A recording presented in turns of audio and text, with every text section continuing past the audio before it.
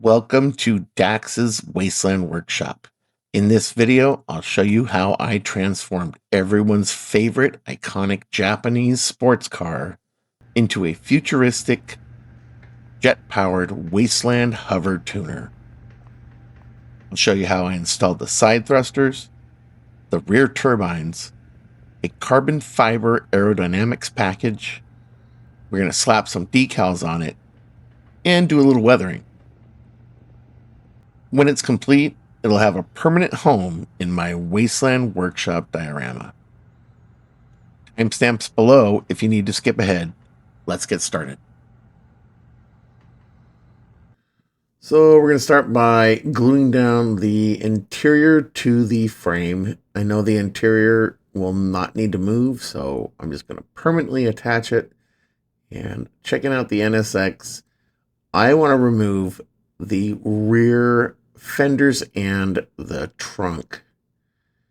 That way I can show the NSX on display in my diorama and have it being worked on. So the body panels will be off, exposing all the turbines and plumbing and all the gadgets underneath. So I'm going to start by scribing the lines that attach the rear fenders on.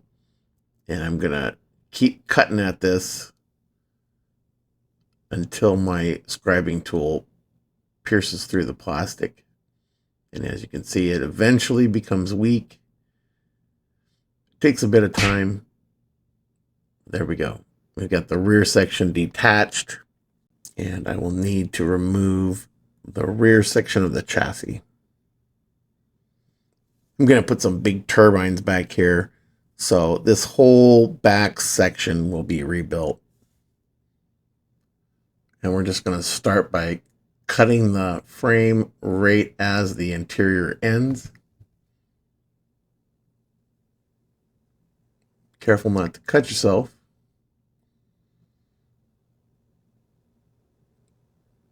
And I'm going to build a new frame that will hold the rear turbines. This is made from 1/8 styrene tube. It's square tube. And in order to hold these on, I'm going to place some gussets that'll help hold those long pieces to the frame.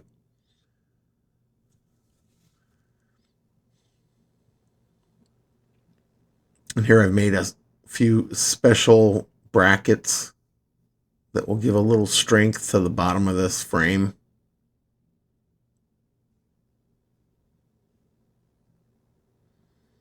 And since we will have two main turbines in the back, we're going to need a lot of air. So I'm building out the two side intakes. The NSX already has two side intakes to feed the rear engine that belongs with the original car, but we're just going to increase the size of the intakes. So these have all been glued on. So I think I'm going to cut this like this on both the top and the bottom. And that way it'll draw the air in. This will fold down so it'll scoop the air into the two turbines like this. And here's a good side view. You can see that that piece now angles down. I'm going to glue that to the frame, and I will use these cutters to make some angled cuts on our intake. I'm going to direct that air towards the center of the car.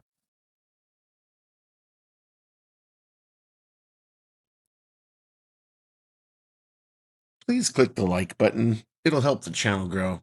I'd really appreciate it. Thanks. And here you can see I'm going to use a small piece of styrene sheet to help glue this little flap to the frame. I'll give it some strength. And now we'll glue the side pieces on.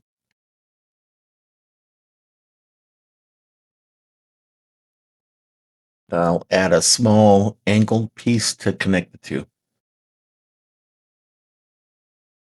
And repeat the process on the other side. This piece here I've had in my inventory for quite a while. It's got some interesting details. Unfortunately, I have to cut it in half. I can't use the 2 cylinders. I thought that I would use the post that I would mount the side thrusters to, but plans changed and I later cut that post off. So we're going to glue these on. And again, that detail on that piece of plastic is perfect for this. You'll see some of that detail when you're looking at a side view of the car. You'll see those castings from the mold. All right, now I'm going to put a roll bar in. This is going to serve a couple purposes. Number one, it looks cool. Number two, I'm going to run the frame from the back of the car to the top of the roll bar. And number three, I need to hold the roof up. Since I've removed the entire back of the car, there's nothing holding this roof from collapsing. If you'll notice, there's 2 pieces of plastic, one in each side window, and that's to give the model some strength during packaging and shipping. So we're going to glue these 2 side braces on to the frame and the roll bar. And I'm also planning on making a air intake on the roof. And it went through a few different prototypes. If you'll notice that yellow triangular piece in the top right, that was prototype number 1, roof intake. And it fed those 2 turbines right there. A little bit large, and you'll see the prototype 2 soon. All right, so at this point, I wanted to add some air deflectors on the side, and this is really for looks, but it sort of adds to the whole aero, like it's got an aero kit on it. And I am thinking at this point we're going to do these in carbon fiber. And look on the car right there, that striped looking piece, that's the roof intake prototype number 2. And so now I'm going to ascribe the hood with the back of my X-Acto blade until the hood comes off. And this way we can put it on display in the diorama as if the hood is up, and we can have our mechanics working on the car. Plus I get to put all kinds of goodies in there.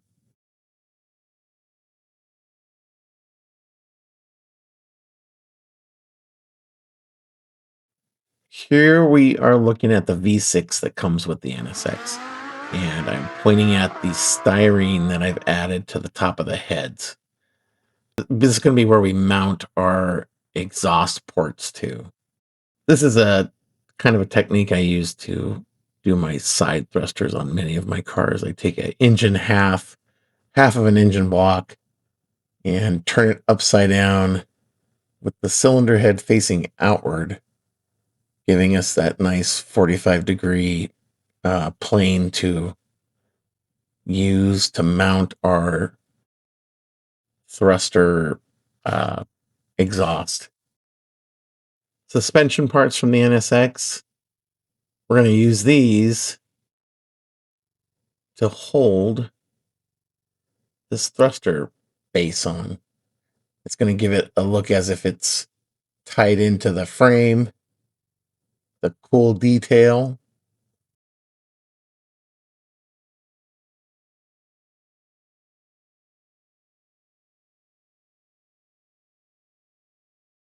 I want to feed that massive air intake that's on the roof.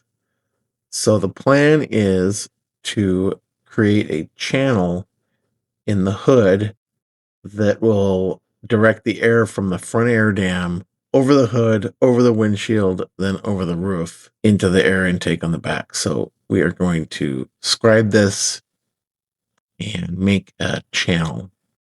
This is one of my favorite parts of the build.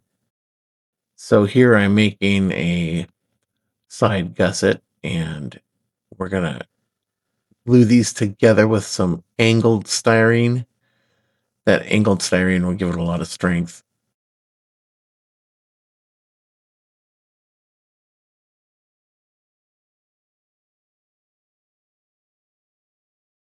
And you can see that channel's deep. It's just a really cool looking, um, you know, aerodynamic feature on the car. So when we put it in, you'll see it goes all the way down to the air dam at the front of the car.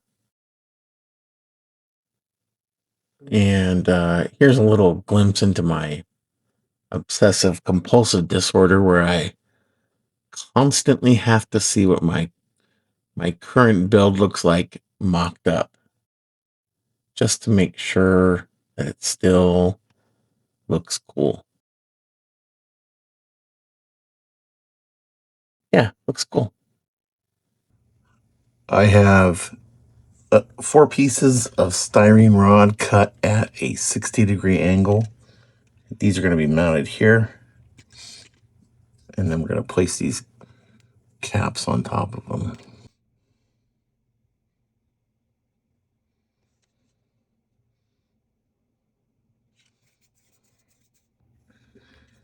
And then we'll put our caps on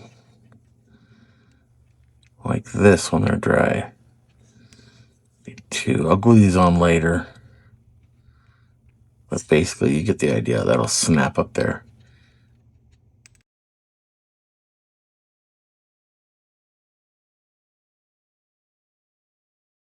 If you're looking to build a 1/25th scale hovercar, I highly recommend using Gundam parts for your sci-fi mechanical details. They have so many wonderful details on them. That's where these 2 front thrusters came from. And I've glued these on to the rotors that have been modified. And look at that. The suspension, at least the turning, still works for now. These will be glued permanently, and I will affix these from moving. And here I'm adding on some small scale styrene staircase as detail on the rear turbines.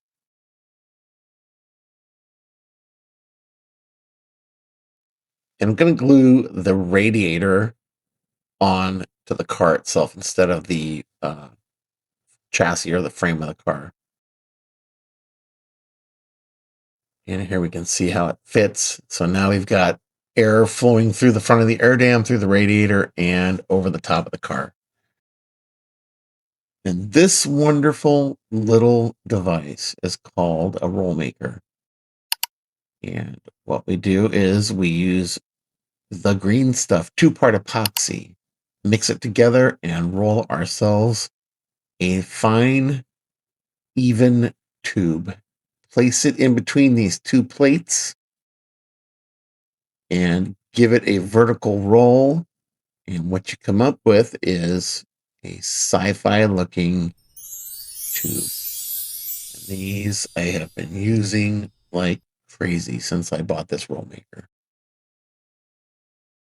So this 2-part epoxy needs to set up for 24 hours. But what I like to do is set it in place and let it cure.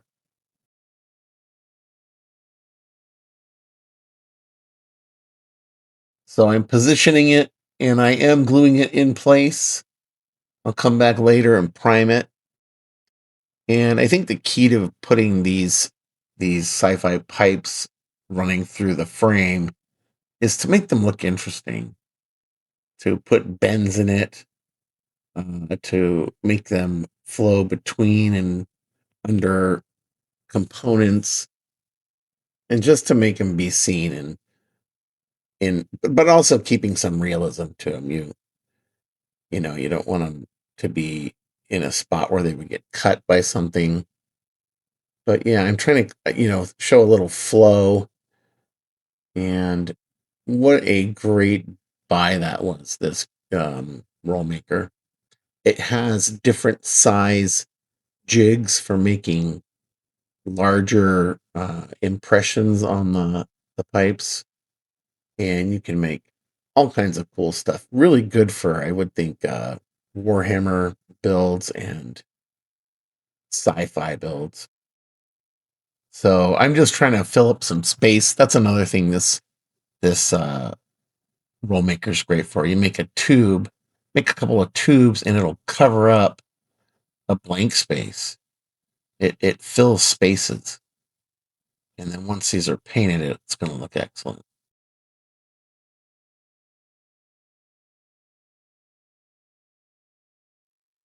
So if you'll remember back at the beginning of the video, one of the first things we did was we increased the size of the two original side intakes on the NSX.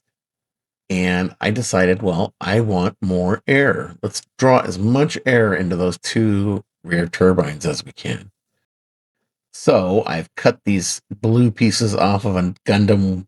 It was part of the wings in the back of the Gundam. And this piece as well.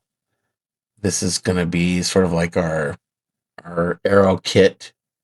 And it will also help draw that air into that side intake. And it's time to start painting. So it would be a lot easier to have these parts all separated beforehand, painted, and then assembled. But unfortunately, that's just not the way I'm able to build all the time. I'm often putting one part on after another to see if they fit well together. And I need some of my parts to be permanently glued on. And that's what you have here is I've got all these parts glued permanent, and I have to work my way in between with a brush to paint the frame. So I'm going to put a lot of aluminum on this. You figure a hovercraft would use lightweight materials. And aluminum is a nice contrast, nice and bright.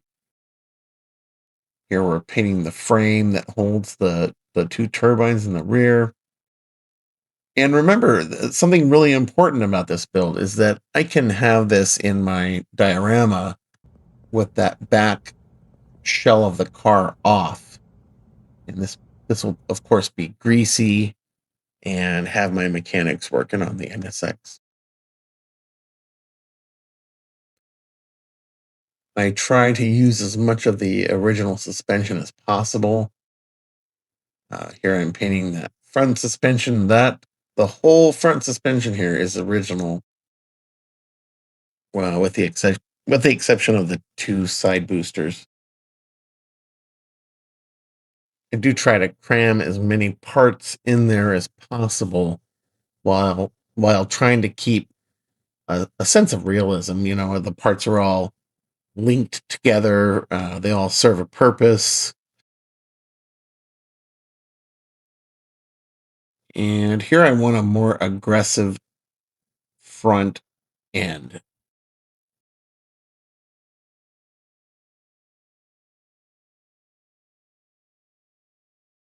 We will cover these in carbon fiber later. That looks awesome. So this is prototype roof intake number 3. And this is the final version.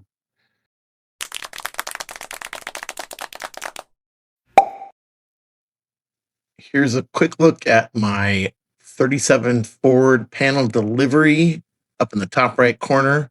That's the shop van for the diorama. I've been working on that at the same time.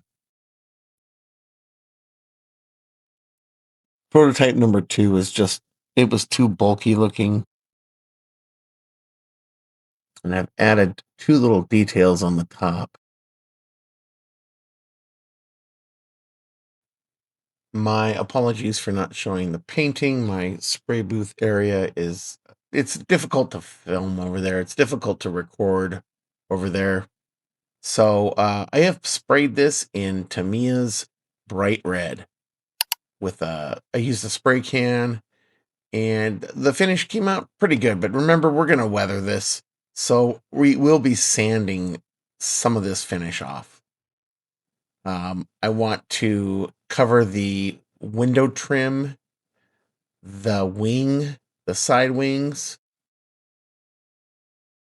the front lip with carbon fiber. So I need to spray all those areas with black beforehand. We're just going to tape these areas off. I won't bore you with it. And here we are out of the paint booth and had a couple hours to dry, ready to start making patterns. You can see I've sprayed the car, all the parts that I want to be covered in carbon fiber. I have painted in a gloss black. It's Tamiya's gloss black TS14.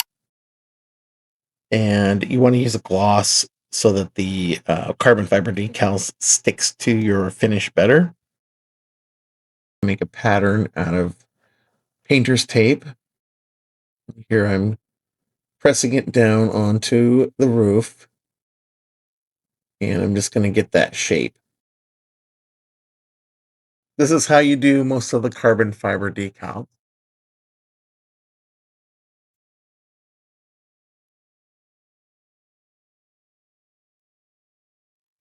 All right, first and foremost, I am not a fan of putting carbon fiber decals on. I just run out of patience, and I often find it hard to put the decal over complex parts.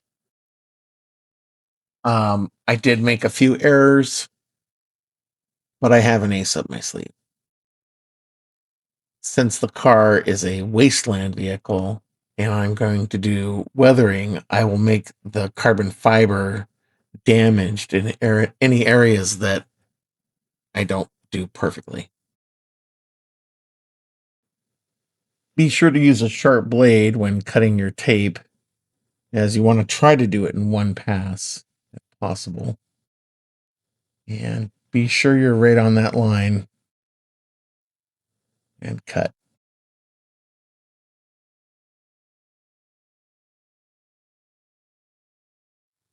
And then we'll take our pattern off and transfer it over to the carbon fiber decal sheet. And this carbon fiber decal sheet is pretty thick. The decal seems to be a good quality, and it does not tear when you pull the painter's tape off. I mean, I'm careful when I pull it off, but it's durable. So we're just cutting our pattern out.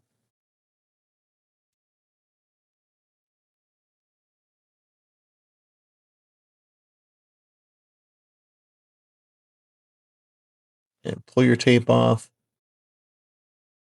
and you got your pattern.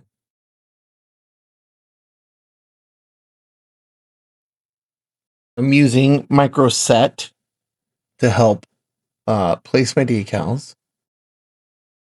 and we will use the higher strength micro sol when putting the decals on complex parts or rounded parts.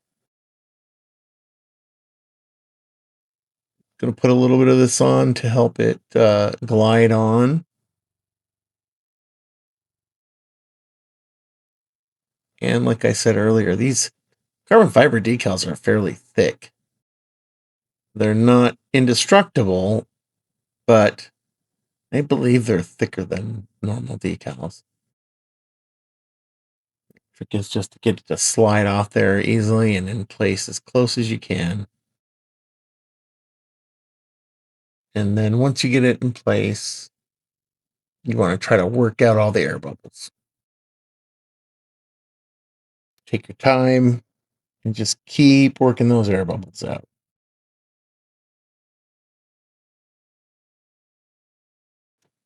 And it's not perfect, but remember, like I said, I've got to do some weathering on it, and it will all work out in the end, and it actually looks pretty good.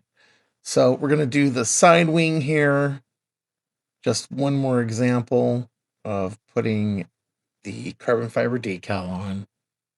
Again, pressing out our air bubbles, taking our time, using microset to place this down. I'm not going to show the rest of the decals. It was a long process. It took a long time. I will get back to these when I start the weathering of the carbon fiber. But now let's take a look at weathering the paint. I'm using some fine sandpaper sponges. This is like a 2000 grit wet sanding. And I'm going to sand down through that beautiful, shiny red paint down to the next layer, which is my primer coat. And I purposely want to use a primer coat so that it looks like the paint is faded down to the next level. And I'm just going to do this not too drastic. I want the car to appear as if it's in good condition for being a Wasteland vehicle. This is the car that is the show car basically for my Wasteland garage, and they take good care of it. So we're really just hitting the edges and putting a little dull finish on the paint. And of course, you want to hit the areas that would get the most wear, any edges that a person might bump into when they're working on the car. I did a slight bit of research when I was deciding how to weather the car, and the Honda NSX is not made of steel. It's, I believe, the first generation was aluminum, and many of the body panels were a durable plastic. So if we happen to go down through that primer layer, remember, as I was putting this together, you saw it was black and then it was gray. We'll hit that black, which would represent that durable plastic. All right, I've got some semi-gloss in my airbrush, and I'm just gonna use the semi-gloss to hold down the decal. And since it's semi-gloss, it'll make it look a little bit worn and old. I've been looking up carbon fiber online that's worn or old and trying to see how I can make this look as if it's aged. And the carbon fiber I've found online, it looks as if the clear coat, the top coat, starts to peel off around edges that are touched often, and it leaves like a white haze. I often use the chipping technique to weather my cars, and I thought I could use it for this application. I decided to use a sponge to put it on with instead of trying to airbrush it on. I'm trying to achieve a splotchy look. A look like top layer of clear coat has chipped up in multiple spots. And I want to give some fade to the existing layers of the finish coat that's still left. When I spray the light haze of white paint on, and then I remove the areas where the chipping fluid has been applied, it'll give me that effect, making it look as if the clear coat has peeled up on these areas. And first time doing this, so I didn't know if it was going to work. I had a good feeling it would, because it's very comparable to doing weathering with rust. And I tell you, I was really surprised with how good it turned out.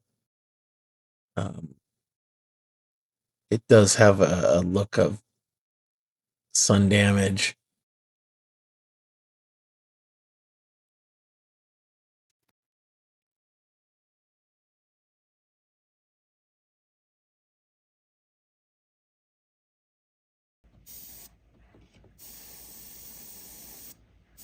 Now I'm going to spray it with a very diluted white acrylic paint.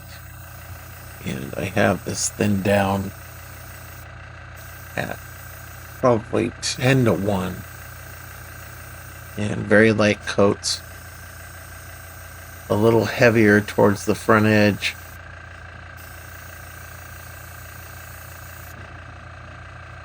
I'm just going to mist this on. Heavier at the front. Heavier around the chipping fluid. I want that concentrated paint to be right at the edge of that chipping fluid.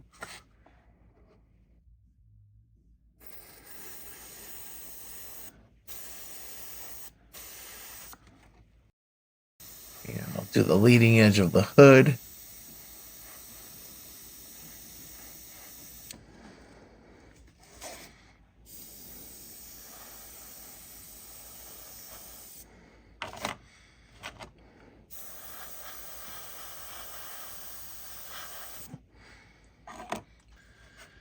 You can see the chipping fluid. It's got a little bit of a gloss to it. So that helps you out when you're applying this watered down white acrylic paint to know the areas you want to concentrate it in. I just kept going back after the paint dried and making sure this was the spots. And now it is time to activate the chipping fluid with some tap water. And we're just going to put this on a stiff bristle brush and activate the layer of chipping fluid. And it'll basically just wipe off any paint that's above it'll wipe off any of the paint that has adhered to the chipping fluid, giving us a clean area underneath.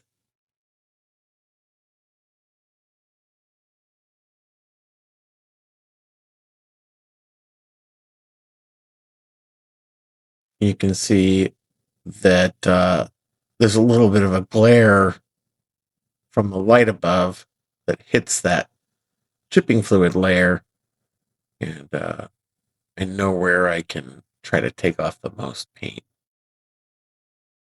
Really looks as if there are multiple different layers of clear coat that has been removed or damaged or sun damaged. And that's kind of what you see when it's at the end stages of this.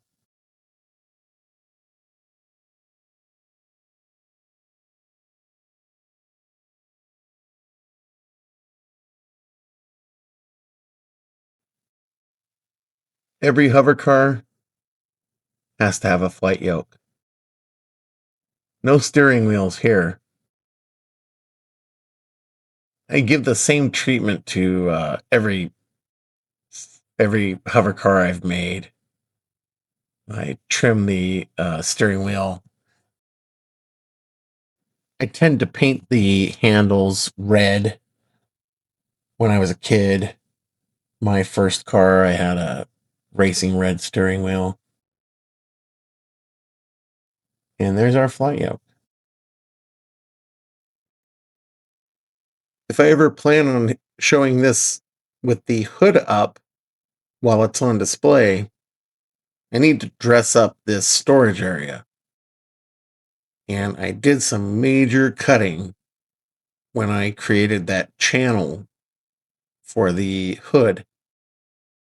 So this has been dressed up a little bit. This Gundam piece is fitting right in the center. It's been painted gunmetal.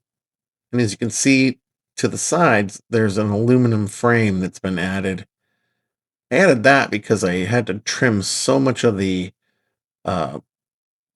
fender wells away. There was a jagged edge, so I cleaned it up and added some styrene and made it appear as if there's the frame there. A lot of distance between the two. I can add some pipes and hoses with my roll maker. Like I said, it's a good way to take up some space or just make some interesting detail in your model. The green stuff epoxy is very sticky. You can see I have it stuck to my fingers.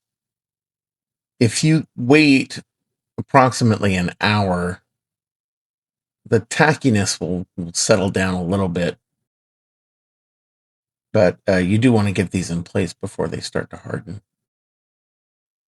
I figure these hover cars are technologically advanced, so they need some kind of flight computer to help assist while you fly.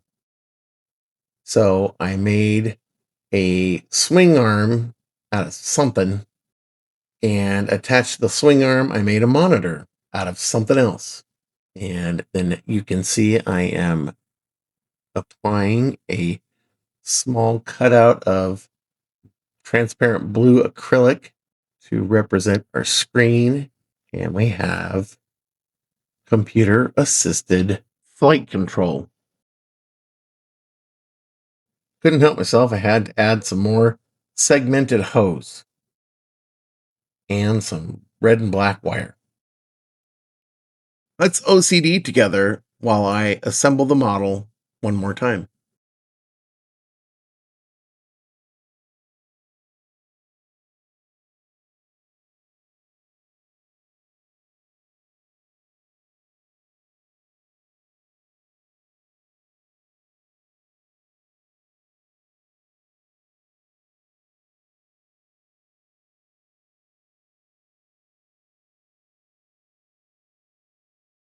I removed this lower wing to put the carbon fiber on it, and you'll notice that the leading edge of the wing is gunmetal. I felt that it needed one more color, and the gunmetal was a corresponding color. I'm obviously going for a post-apocalyptic tuner car here, so I want to put the appropriate tuner decals on the car. And I purchased this set off of eBay, and it came with a random assortment of sponsors. For the doors, I specifically wanted a large white decal. The C West decal was the appropriate size. Unfortunately, the decal itself has a defect where it was not printed properly. I will fix that later with a white acrylic pen.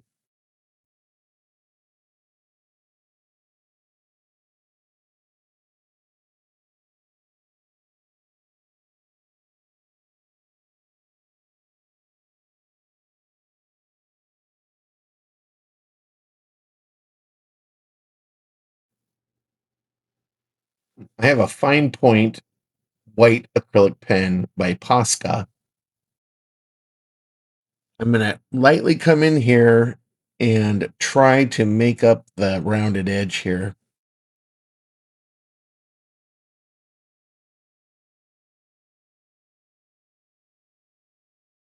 I'd say it's looking pretty good. And here's the results on the other side. Good enough for the Wasteland.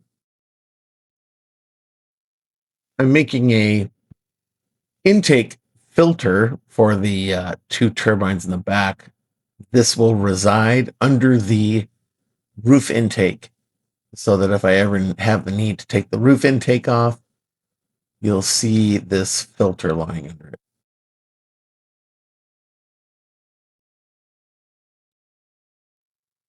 It also gives me a convenient way to cover up this hole if I should ever remove that intake.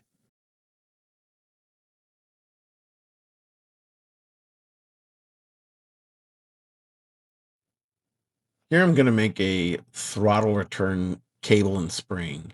I've stripped the end off of a 22 gauge wire, quite long, and I'm wrapping the stripped wire back around the insulated wire and creating a spring. And basically that's it. You've got a throttle return cable. And I'll put this down in that turbine compartment down there, and I've got 2 of them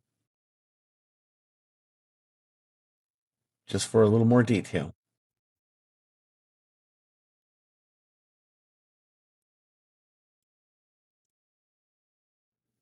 We know these side thrusters are going to get extremely hot. So what I'll do is heat stain these with AK True Metal Blue. I'm dry brushing this on. It's like a wax, and it's very useful, very easy to do. You can see I'm just hitting the ends of these thrusters for that little bit of color and a proper heat stain.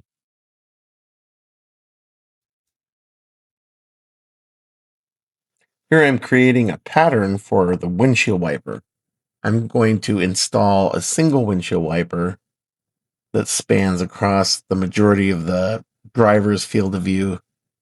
And I want to apply a thin layer of dust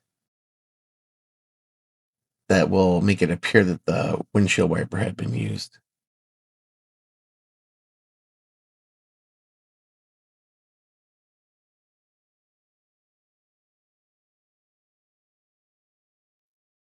And I've cut it to size. It has the correct stopping points at the beginning and the end of the travel.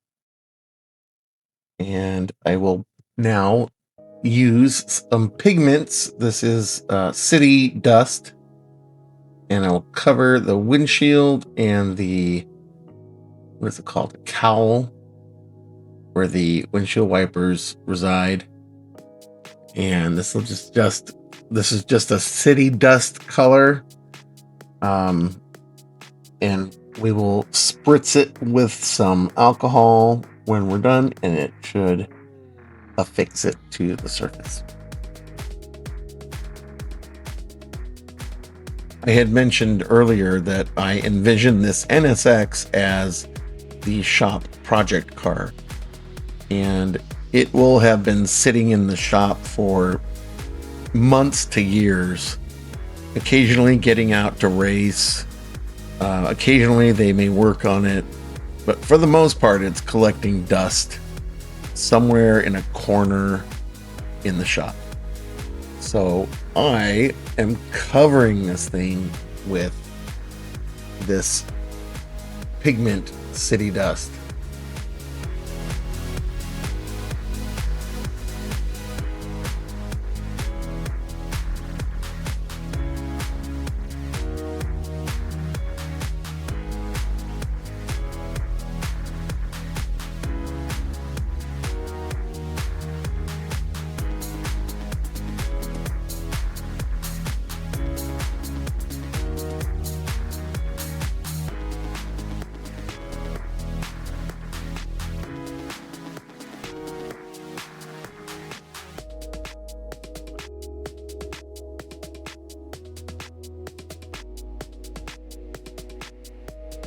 You've just sat through layer after layer of dirt being added, and now we got to do the grime.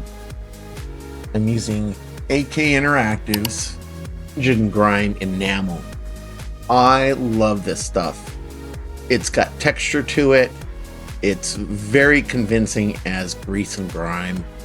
It wipes away if you swab it with a Q-tip. It'll go down in the crevices and really gives it that caked on grime look. And every one of my Wasteland cars that is rusted and busted and dirty, I use this all over the components. It's very convincing. You can let it dry on there for a few minutes and then come in with some mineral spirits and a Q-tip or a sponge and wipe away the excess, leaving the grime down in the cracks and crevices. One of my favorite things to use. I highly suggest it if you do weathered beater cars. And that's the last time we're going to be able to see a clear view of that interior. also the last time I get to nerd out on putting the car together. But it was a great build. I really enjoyed this car. I've been doing a lot of JDM cars lately. A change for me, if you've seen my typical builds, they tend to be muscle cars and classic cars. But this was great fun. And here we're putting the last components on the hood and the roof intake. Let me know what you think about the car in the comments. Did I go too far on the weathering? Should I have taken it further? Maybe a little body damage? Let me know. Well, I appreciate your time. This was a long video. This was an extended one for me. It's something I wanted to try. Long form video. And I really do appreciate you sticking around to the end. And if you're not subscribed, please consider it. Please leave a like. And I appreciate your time. Thank you so much.